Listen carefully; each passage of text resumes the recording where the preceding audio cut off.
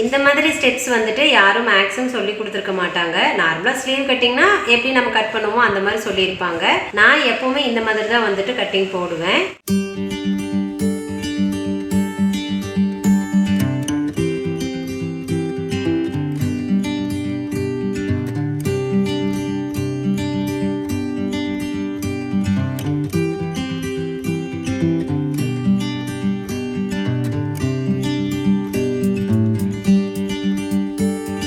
Friends, welcome to my channel Sri Fashion and Beauty. இன்னைக்கு நம்ம வீடியோல வந்துட்டு ஸ்லீவ் கட்டிங் தான் பார்க்க போறோம். அதாவது ஸ்லீவ் கட்டிங் அப்படினா நார்மலான ஸ்லீவ் கிடையாது. இது வந்து எல்போ ஸ்லீவ். எல்போ 3/4 எல்லாத்துக்குமே வந்துட்டு இந்த மெத்தட் கரெக்ட்டா இருக்கும். சோ எல்போ ஸ்லீவ் வந்துட்டு எப்படி பெர்ஃபெக்ட்டா கட் பண்ணனும் அப்படினு பார்க்க போறோம். எல்போ ஸ்லீவ் வந்து நிறைய பேருக்கு எப்படி சொல்றதுனா ஒரு மாதிரி புடிச்ச மாதிரி இருக்காது. ஒரே ஷேப்பா இல்லாம இந்த அடிக்கை பக்கம்லாம் வந்துட்டு லூஸ் இருக்கும் நிறைய பேருக்கு. அது வந்து ஏனே தெரியாம அவங்க சொல்லுவாங்க என்ன எப்படி தைச்சாலும் லூஸா இருக்கு அப்படினு. சோ அந்த மாதிரி லூஸ் எல்லாம் எதுவும் இல்லாம பெர்ஃபெக்ட்டா எப்படி தைக்கிறதுன்னு பார்க்க போறோம். இப்போ இந்த கட்டிங் வந்து நான் பேப்பர்ல உங்களுக்கு போட்டு காட்ட போறேன். பிளவுஸ்ல இல்ல, ஏன்னா இப்ப பிளவுஸ்ல நான் எதுவும் கட் பண்ணல. சோ அதனால பேப்பர்லயே போட்டு காட்டுறேன். நீங்க இதுவே அப்படியே வந்து பிளவுஸ்ல வந்து அப்ளை பண்ணி பாருங்க. கண்டிப்பா உங்களுக்கு வந்து ரொம்ப அந்த ஷேப் கரெக்டா வந்துரும். இந்த மாதிரி ஸ்டெப்ஸ் வந்துட்டு யாரும் மேக்ஸிமம் சொல்லி கொடுத்துருக்க மாட்டாங்க. நார்மலா ஸ்லீவ் கட்டிங்னா எப்படி நம்ம கட் பண்ணுவோமோ அந்த மாதிரி சொல்லியிருப்பாங்க.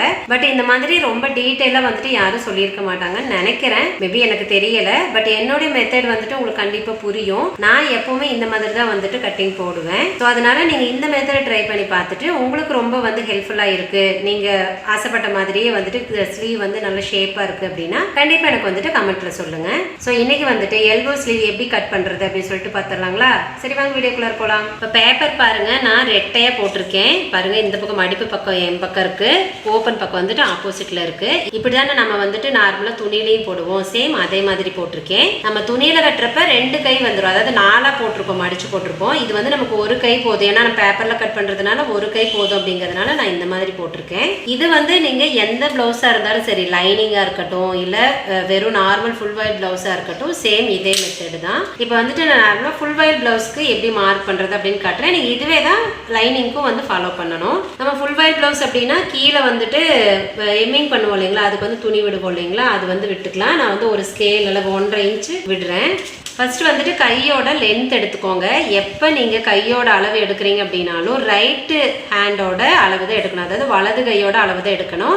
எல்லாத்துக்குமே பாடியில் வலது கை ஓரளவும் இடது கை ஓரளவும் தான் இருக்கும். சின்ன ஒரு டிஃப்ரெண்ட் இருக்கும், ஒரு 1/2 இன்ச்சுக்கு பக்கமாகவே வித்தியாசம் இருக்கும். நீங்கள் செக் பண்ணி பார்த்தீங்கன்னா தெரியும். ஆம்போலே பார்த்தீங்கன்னா வலது கை வந்துட்டு ஒரு 8 இன்ச் அப்படின்னா இடது கை வந்துட்டு ஒரு 7.75 அந்த மாதிரி தான் இருக்கும். எல்லாத்துக்குமே அப்படிதான் இருக்கும். அதனால நீங்கள் மோஸ்ட்லி வலது கை பக்கம் இருக்கிற அளவை நீங்கள் எடுத்துக்கோங்க. இப்போ பாருங்க, நான் ஸ்லீவோட அளவு உங்களுக்கு செக் பண்ணி காட்டுறேன். இது வந்து எல்போ ஸ்லீவ் கிடையாதுங்க, எல்போக்கு மேல.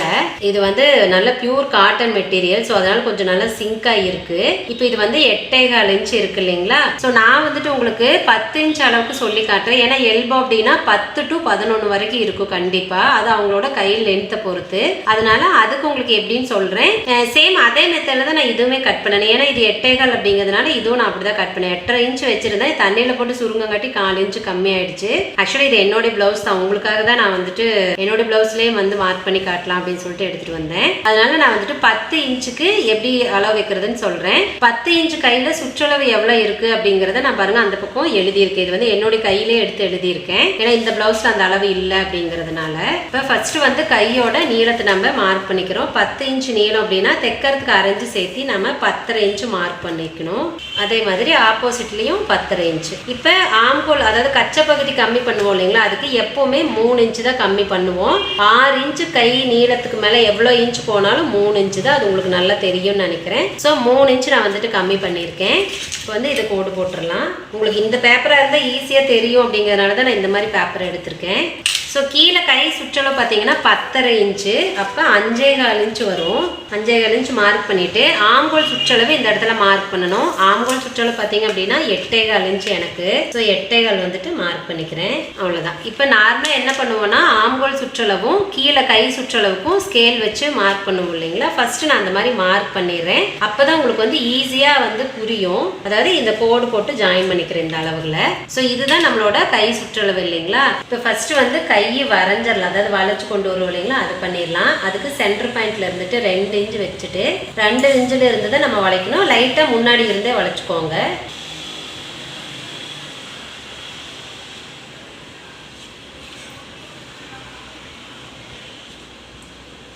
ஸோ இப்போ வந்து வரைஞ்சாச்சு இல்லைங்களா? இப்போ கை வந்து நீங்கள் இதே மாதிரி கட் பண்ணி எடுத்தீங்க அப்படின்னா கண்டிப்பாக இந்த இடம், அதாவது ஆம்கோல்லேருந்து கீழே இங்கிருந்து இது வரைக்கும் கண்டிப்பாக லூஸ் இருக்கும். நீங்கள் நிறைய பேர் வந்து நோட் பண்ணியிருப்பீங்க, இந்த இடத்துல கை வந்து துணி சுருக்காக இருக்கும், நிறையா ரொம்ப தொலை நல்லா இருக்கும். ஸோ இந்த இதை நீங்கள் வந்து கரெக்டாக வரைஞ்சிங்கன்னா மட்டும்தான் அந்த ஷேப், அதாவது ஆம்கோல்லேருந்து கீழே கை தளவு வரைக்கும் ஒரே மாதிரி பிடிச்ச மாதிரி அழகாக வரும். அது எப்படின்னு ஃபர்ஸ்ட் சொல்கிறேன். இப்போ வந்துட்டு அளவு பிளவுஸில் இருந்துட்டு நீங்கள் அளவு எடுக்கிறீங்க அப்படின்னா ஃபர்ஸ்ட் கை லென்த்து, அப்புறம் கையோட சுற்றளவு எல்லாம் எடுத்துக்கிறீங்க.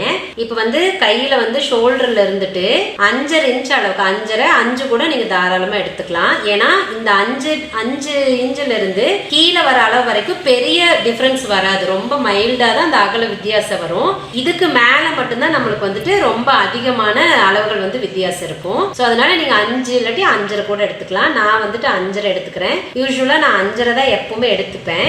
5.5 எடுத்துட்டு அந்த இடத்துல கையோட சுற்றளவு எவ்வளோ இருக்குன்னு பாருங்க.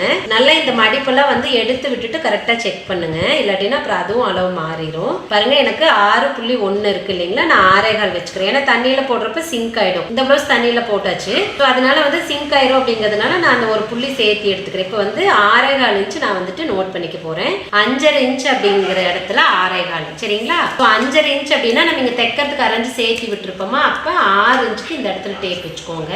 6 இன்ச்சுக்கு விட்டுட்டு இந்த இடத்துல நம்ம 6.25 பார்த்தோம் இல்லைங்களா? ஸோ 6.25 நீங்கள் வந்துட்டு மார்க் பண்ணிக்கலாம். நான் பார்த்தீங்கன்னா 6.25 தான் வைக்கிறேன். இந்த இடத்துல எடுத்த அளவு அப்படியே தான் வைக்கிறேன். பாருங்க, இப்போ இதுக்குமே கிட்டத்தட்ட 1/2 இன்ச்சுக்கு பக்கமாக கேப் இருக்கு. ஸோ இதுக்கே பார்த்தீங்கன்னா உங்களுக்கு லூஸ் இருக்கும் கண்டிப்பாக. அப்படிங்கிறப்ப இந்த இடம் வர எவ்வளோ லூஸ் இருக்குன்னு பார்த்துக்கோங்க. ஸோ இப்போ இந்த இடத்துல அதாவது தளவு கை பார்த்தீங்கன்னா இந்த இடத்துல இருக்கு, அந்த ஒரு 5.5 இன்ச்சுக்கிட்ட இப்படி இருக்கு அப்படின்னா நீங்கள் இந்த கோட்டை வந்து இந்த இடத்துல தான் கொண்டு வரணும். அப்பதான் கரெக்டாக இருக்கும். இல்லைன்னா இங்கேயுமே உங்களுக்கு வந்து லூஸ் கொடுக்கும். ஸோ அதுக்கு என்ன பண்ணால் நம்ம கையிலேயே நான் வந்து மார்க் பண்ணிக்குவேன். உங்களுக்கு வேணும்னா ஸ்கேல் வச்சு கூட போட்டுக்கோங்க. நான் அங்கங்கே குட்டியாக அப்படியே ஒரு டாட் மாதிரி வைக்கிறேன். இப்போ இது வரைக்கும் நான் வந்துட்டு அந்த டாட் வச்சுட்டேன். மேக்ஸிமம் இதோட அளவு பார்த்தீங்கன்னா எல்லாத்துக்கும் ரொம்ப வித்தியாசம்லாம் வராது, ஒரே ஷேப்பாக தான் வர மாதிரி இருக்கும். நான் என்னோட வசதிக்கு தகுந்த மாதிரி கொஞ்சமாக இப்படி பேப்பரை திருப்பிக்கிறேன். இப்போ ஜஸ்ட் இங்கிருந்து அப்படியே இந்த அளவை வந்து அப்படியே கொண்டுட்டு வாங்க. இங்கே ஆம்கோல் வர பக்கமாக கொண்டு வந்துடணும். புரியுதுங்களா? பாருங்க, இங்கிருந்து நான் அப்படியே தான் கொண்டு வரேன். ஆம்கோல் வர இடத்துல கொஞ்சமா வந்துட்டு பக்கத்துல கொண்டு போய்க்கிறேன். இப்போ நல்லா உங்களுக்கு வந்து டார்க்கா தெரியும்னு நினைக்கிறேன். ஸோ இப்போ இந்த கோடு நம்மளுக்கு தேவை கிடையாது. நம்ம தைக்க போறது இந்த கோட்ல தான் நம்ம தைக்கணும். ஸோ இந்த அளவுல நீங்க வந்துட்டு மார்க் பண்ணீங்க அப்படின்னா உங்களுக்கு வந்து ரொம்ப பர்ஃபெக்டா வந்துடும். ஸோ இப்போ வந்து எக்ஸ்ட்ரா தையலுக்கு விடுவோம் இல்லைங்களா? அதுக்கு வந்துட்டு ஒரு 2 இன்ச்சுக்கு பக்கமா நம்ம விட்டுக்கலாம். இது வந்து நான் ஸ்ட்ரெயிட் லைன் தான் போடுறேன். ஏன்னா வெட்டுறது வந்து நம்ம அப்படியே ஸ்ட்ரெயிட்டா வெட்டிக்கலாம், ஒன்றும் பிரச்சனை இல்லை. இதை ஸ்டிச் பண்ணி முடிச்சதுக்கப்புறம் எக்ஸ்ட்ரா ரொம்ப ஜாஸ்தியாக இருந்துச்சுன்னா அதை நீங்கள் வந்து கரெக்டாக வெட்டி விட்டுக்கோங்க, அவ்வளோதான். இப்போ ஃபர்ஸ்ட் இதை வெட்டிட்டு அடுத்தது நான் என்ன பண்ணுறதுன்னு சொல்கிறேன்.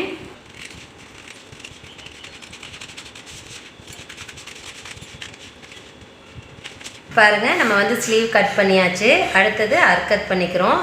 சென்டருக்கு ஒரு அர்க்கத்து, ஆம்கோலுக்கு ஒரு அர்க்கத் பண்ணியாச்சு. அதுக்கப்புறம் கீழே வந்துட்டு நம்ம அந்த மடிச்சு எம்மிங் பண்ணுவோம் இல்லைங்களா, அந்த எக்ஸாக்ட் அளவு அது வந்து இந்த மாதிரி கிராஸாக வெட்டி விட்டுட்டிங்கன்னா அங்கே அர்க்கத் தேவையில்லை. ஸ்ட்ரைட்டாக சப்போஸ் வெட்டிட்டிங்கன்னா அந்த இடத்துல ஒரு அர்க்கத் பண்ணிக்கோங்க. ஸோ இப்போ வந்து ஸ்லீவ் வந்துட்டு நம்ம வெட்டிட்டோம். இப்போ வெட்டுறப்ப ஓகே, ஈஸியாக நம்ம வந்துட்டு வெட்டிடலாம். ஆனால் ஸ்டிச் பண்ணுறப்ப இதே மாதிரி ஸ்டிச் பண்ண முடியுங்களா? கண்டிப்பாக பண்ண முடியாது. ஏன் அப்படின்னா நீங்கள் துணியை வந்து 4ஆக மடிச்சு போட்டிருப்பீங்க. ஸோ ஒரு பக்கம் மட்டும்தான் இந்த மார்க் தெரியும், அடுத்த மீதி 3 பக்கத்துக்குமே அந்த மார்க் தெரியாது. அப்படிங்கிறப்ப நீங்கள் எப்படி வந்து அடுத்த கையை நீங்கள் ஜாயின் பண்ணுறப்ப எப்படி உங்களால் பண்ண முடியும்? கண்டிப்பாக பண்ண முடியாது இல்லைங்களா? அதுக்கு என்ன பண்ணும் அப்படின்னா இந்த மாதிரி ஊசி எடுத்துக்கோ, கொஞ்சம் பெரிய திக்காக இருக்கிற ஊசி இது வந்து நம்ம பிரிக்கிறதுக்கும் யூஸ் பண்ணுவோம். ஸோ இந்த மாதிரி பெரிய ஊசி எடுத்துக்கிட்டு இந்த நீங்கள் மார்க் பண்ணியிருக்கீங்க இல்லைங்களா, இந்த மார்க்ல எல்லாம் வந்து ஹோல்ஸ் போட்டுக்கோங்க. இப்படி வந்து துணியை நல்லா பிடிச்சிக்கோங்க, இல்லாட்டி துணி நகர்ந்துடும். கீழே வந்துட்டு தளவு கை சுற்றளவு இருக்கு இல்லைங்களா, அங்கே அந்த இடத்துல ஒன்று, அதுக்கப்புறம் சும்மா ஒரு கொஞ்சம் தூரத்துக்கு வந்துட்டு ஒவ்வொரு ஹோல்ஸ் போட்டுக்கோங்க. இதெல்லாம் எக்ஸாக்டாக இங்கே தான் போடணும் அப்படிங்கிறது இல்லை.